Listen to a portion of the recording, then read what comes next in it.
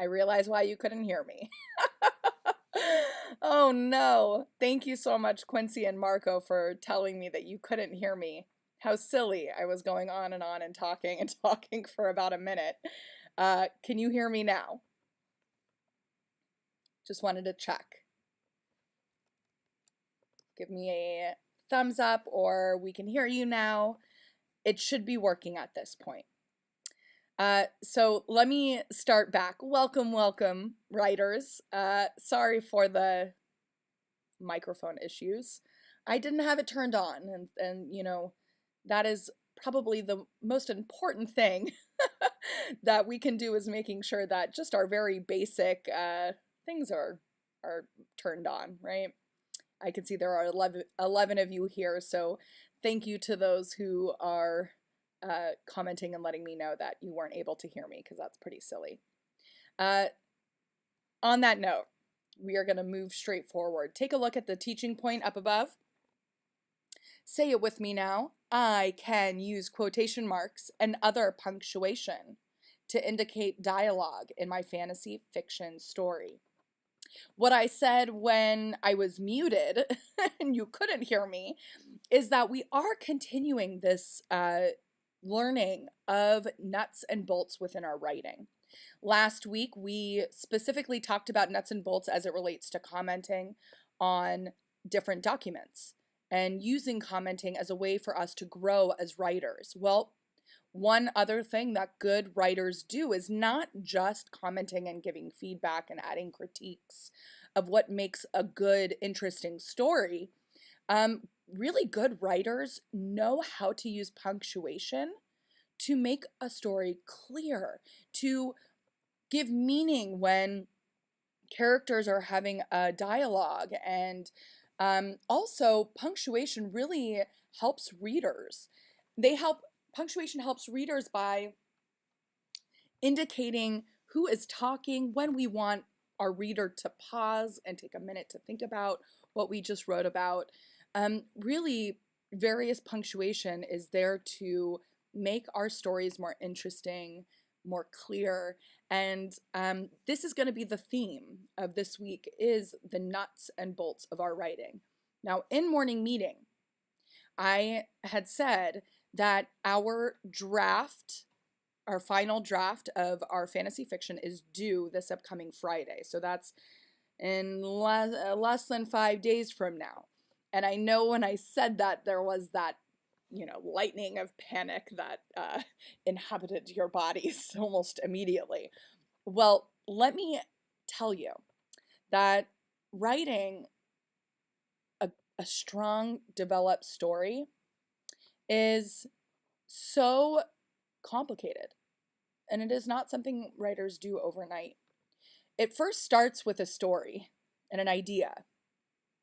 Maybe it starts with a character, as we had first talked about, and then orienting how do we want to tell our story. After we begin this process, we start talking with our friends and sharing ideas of how we want our story to go. Some of us get to a point where we're like, I might have to give up this story because I'm feeling stuck. And you can give me an agreement if you're like me and that story that I first started thinking about writing didn't really sit well. I kind of felt stuck. I really wanted to bridge some other interesting things within my story. So you might be like me and you might feel like really daunted because you may have recently started over, or are realizing that you want to take only one part of your story and change the rest. Keep that one part and expand off of that. And after we start developing our ideas, then comes to the nuts and bolts. And when we start looking at our punctuation, our grammar, the way that we're writing sentences, when are we writing dialogue? All of these pieces, we're going to take one at a time.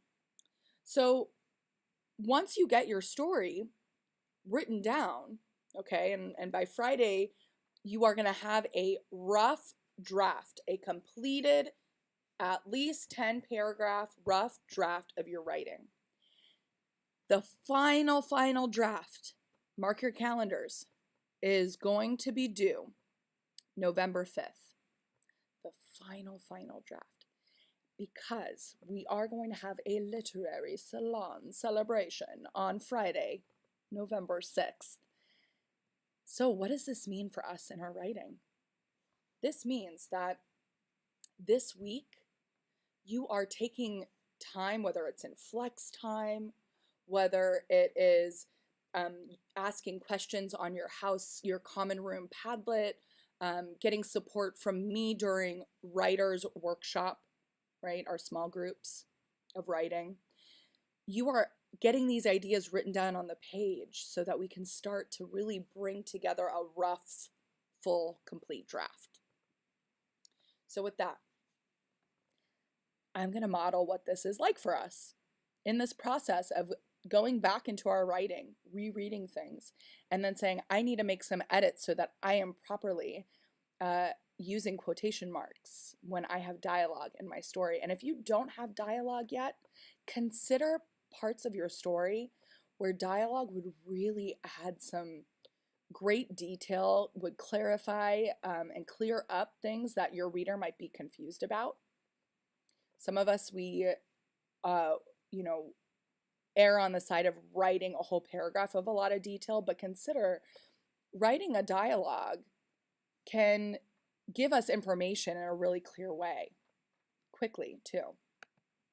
So I want us to have this theme of practice makes progress. Say it with me.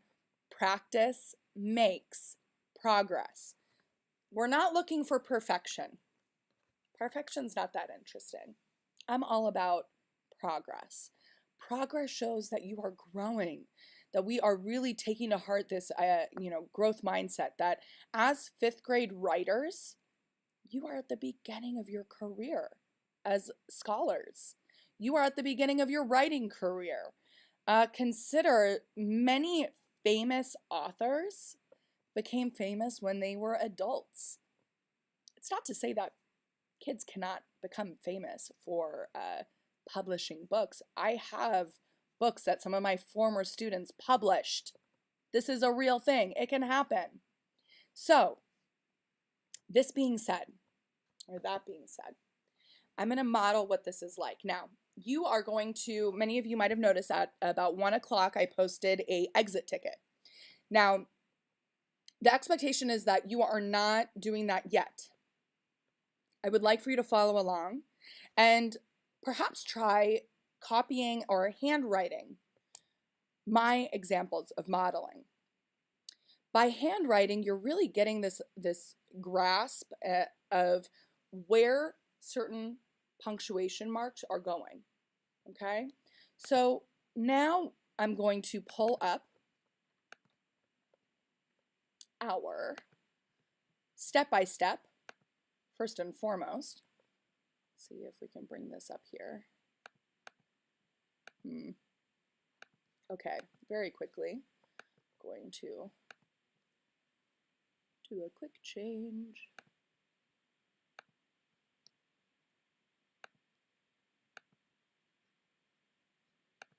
Here we go. Quotation marks, quotation marks. So the biggest piece of dialogue is quotation marks. On your computer, you ideally are going to be using a computer that has an actual keyboard, okay? Now, when we're using quotation marks, you are going to have to familiarize yourself with that shift button. So find shift. There's actually more than one shift on your keyboard. You can give me a shout out and say, like, I know I've used shift before. I know how to use shift. This is how we use exclamation points or @ symbols or the hashtag. It used to be known as the pound sign originally, but we're not getting into that. Any of those symbols that are above another symbol, you get to by pressing shift and then that number, okay, or shift and then that symbol. So find the different parts of your keyboard where if you press shift, for example, I'm pressing shift with my left index finger, and then with my right index finger, I'm going to find that other quotation mark. And that quotation mark is just above the right next to my enter button. And I'm going to put a quotation mark and I'm going to write quotation mark and then shift one more time and pressing that other quotation mark. Now, quotation marks, you can do it with your fingers, right? You could do it with me. Sometimes when people are quoting different people, oh, all right. Is it because you guys can't see me? Give me 1 second. I will. Let's see if I can bring it forward. Ooh, having a little bit of technical difficulties today. That's okay. It's an easy fix. Here I am. Boo. Okay. So now this is, thank you so much, Declan. Shout out to Declan and Quincy and Marco. So at this point, you should see my box up in the top left corner, and you should see our slideshow that says quotation marks. So let's go step by step. Step 1 is insert quotation marks before and after a character speaks. Our second step is to capitalize the first word inside the quotes, unless the quote is interrupted by an action. This is important. We will see how this works in our example in just a moment. Step 3, we are using a comma to separate the quote from the speech tag. Okay, when I say the speech tag, that's what I'm saying. We're using the quotation marks to cover the speech, and a comma is going to help us understand when the character has stopped speaking. Okay, now if the quote, that's only if the quote comes in the middle of a sentence. So you will see in a moment what I mean by that.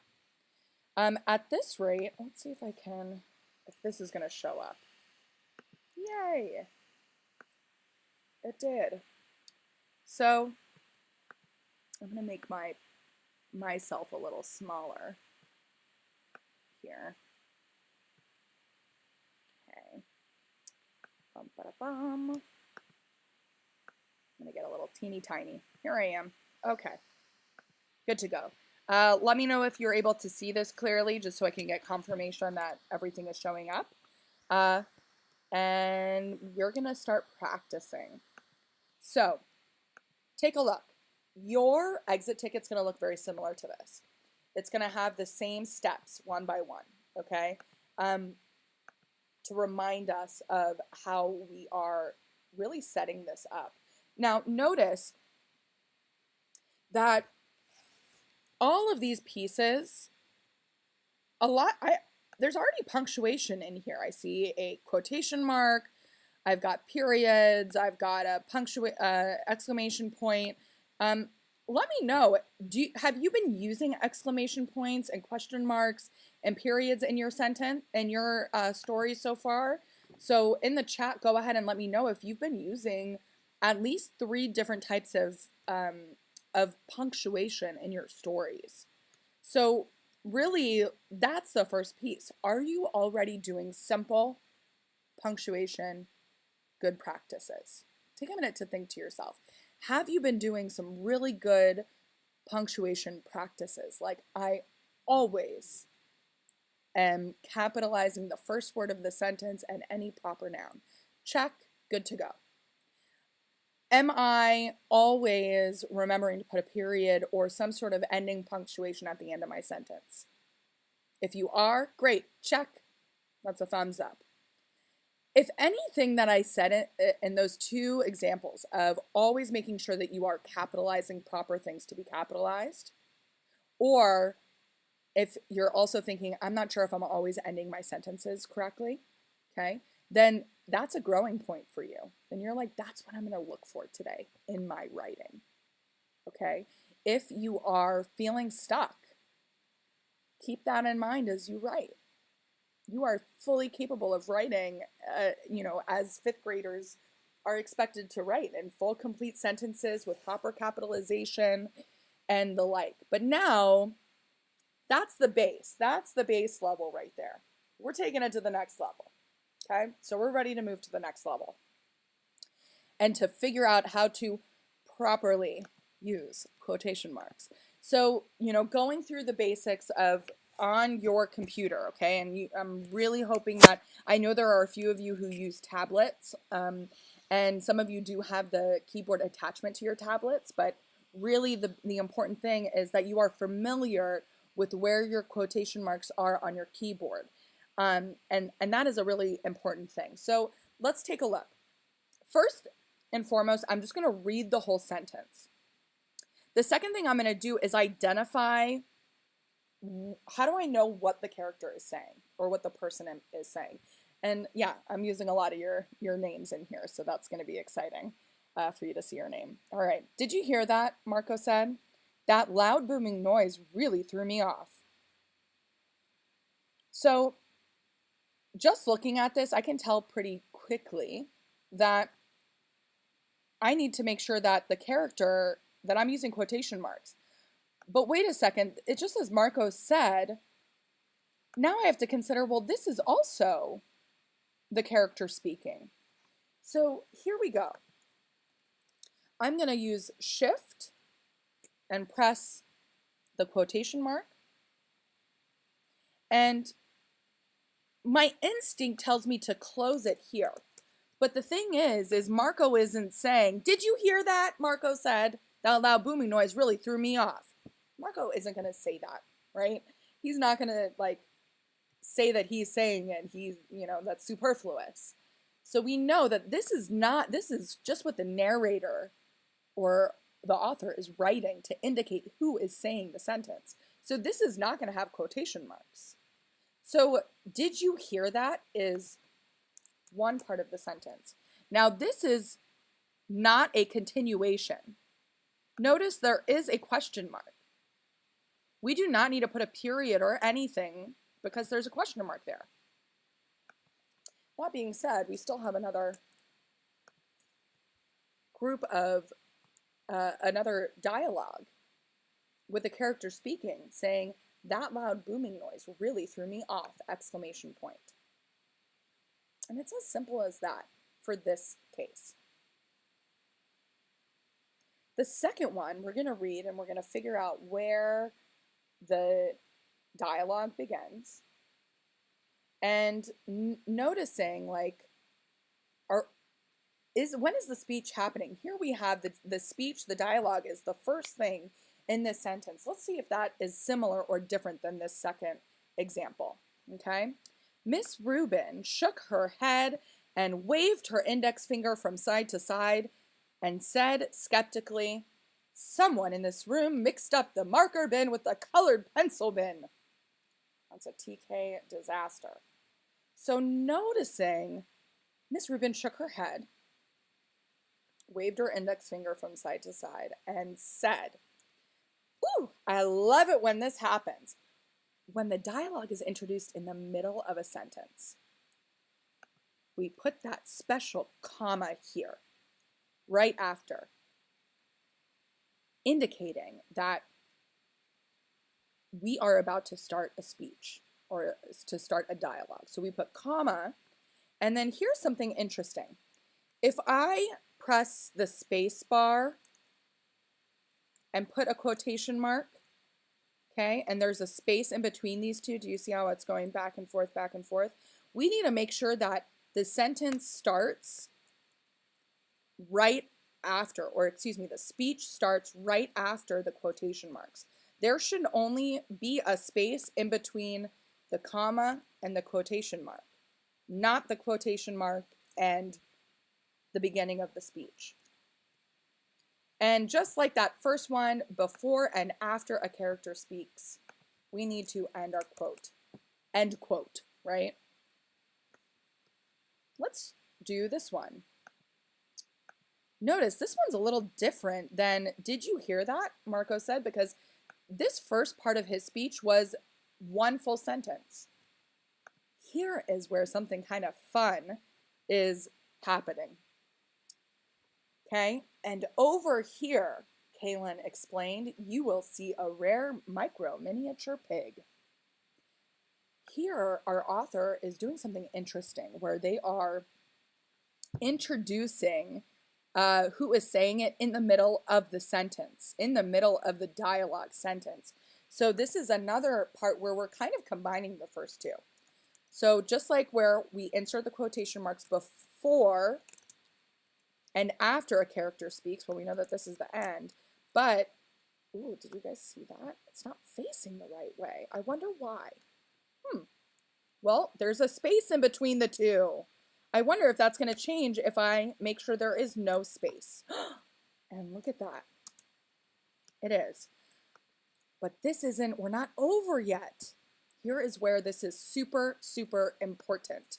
We are missing 2 commas and 2 more quotation marks. Take a minute to think where they were going to go. And over here, comma, end quote, Kaylin explained, comma.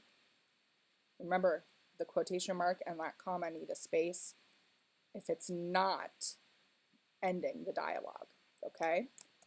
You will see a rare micro miniature pig.